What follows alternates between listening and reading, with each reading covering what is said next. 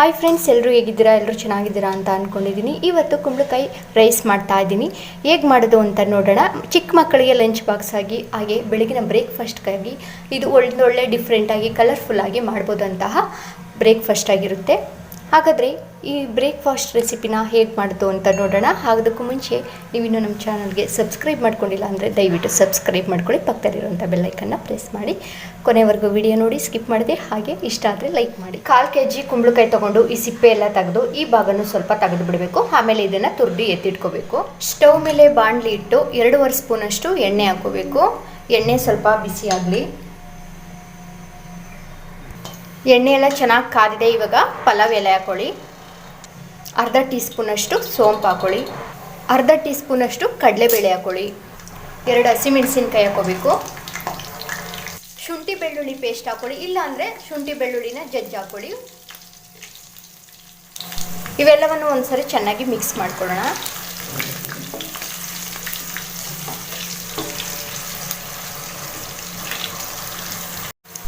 ಎರಡು ಈರುಳ್ಳಿನ ಉದ್ದವಾಗಿ ಕಟ್ ಮಾಡಿ ಹಾಕೊಳ್ಬೇಕು. ನಂತರ ಈರುಳ್ಳಿ ಹಸಿ ಸ್ಮೆಲ್ ಹೋಗಬೇಕು, ಅಲ್ಲಿವರೆಗೆ ಚೆನ್ನಾಗಿ ಫ್ರೈ ಮಾಡ್ಕೊಳ್ಳೋಣ.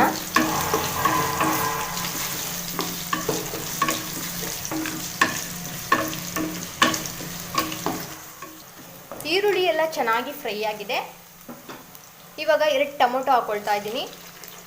ಇದನ್ನು ಕೂಡ ಚೆನ್ನಾಗಿ ಫ್ರೈ ಮಾಡ್ಕೋಬೇಕು.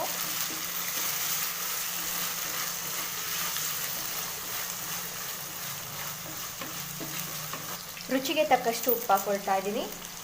ಚೆನ್ನಾಗಿ ಮಿಕ್ಸ್ ಮಾಡ್ಕೋಬೇಕು.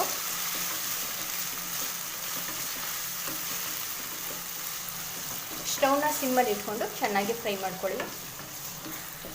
ತುರ್ದಿ ಎತ್ತಿಟ್ಕೊಂಡಿರುವಂತಹ ಕುಂಬಳಕಾಯಿ ಹಾಕೊಳ್ತಾ ಇದ್ದೀನಿ.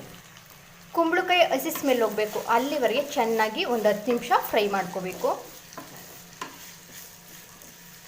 ಬೆಳಗಿನ ತಿಂಡಿಗೆ ಪಟಾಪಟ ಅಂತ ನಾಷ್ಟ ಮಾಡ್ಕೊಳ್ಳೋಕ್ಕೆ ತುಂಬಾ ಚೆನ್ನಾಗಿರುತ್ತೆ ಈ ರೈಸ್.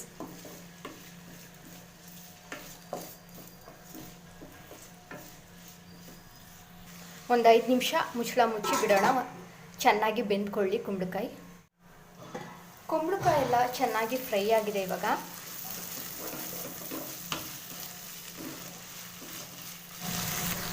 ಕಾಲು ಟೀ ಸ್ಪೂನಷ್ಟು ಅಚ್ಚ ಖಾರದ ಪುಡಿ ಹಾಕೊಳ್ಳಿ. 1/4 ಟೀ ಸ್ಪೂನಷ್ಟು ಗರಂ ಮಸಾಲ ಹಾಕೊಳ್ಳಿ. 1/4 ಟೀ ಸ್ಪೂನಷ್ಟು ಜೀರಿಗೆ ಪೌಡರ್ ಹಾಕೊಳ್ಳಿ. ಹಾಗೆ ಚಿಟಿಕೆ ಅರಿಶಿನ ಹಾಕೊಳ್ಳೋಣ. ಹಾಕ್ಕೊಂಡು ಚೆನ್ನಾಗಿ ಫ್ರೈ ಮಾಡ್ಕೋಬೇಕು.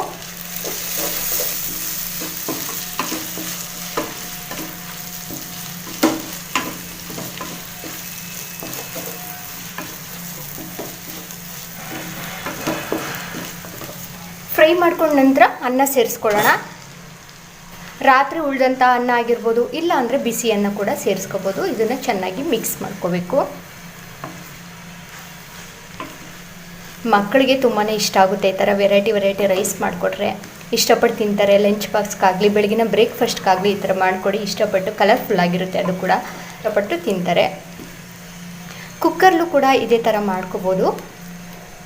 ಖಂಡಿತ ಎಲ್ಲರಿಗೂ ಈ ರೆಸಿಪಿ ಇಷ್ಟ ಆಗಿರುತ್ತೆ ಅಂತ ಅಂದ್ಕೊಳ್ತೀನಿ. ಇಷ್ಟ ಆದರೆ ಲೈಕ್ ಮಾಡಿ.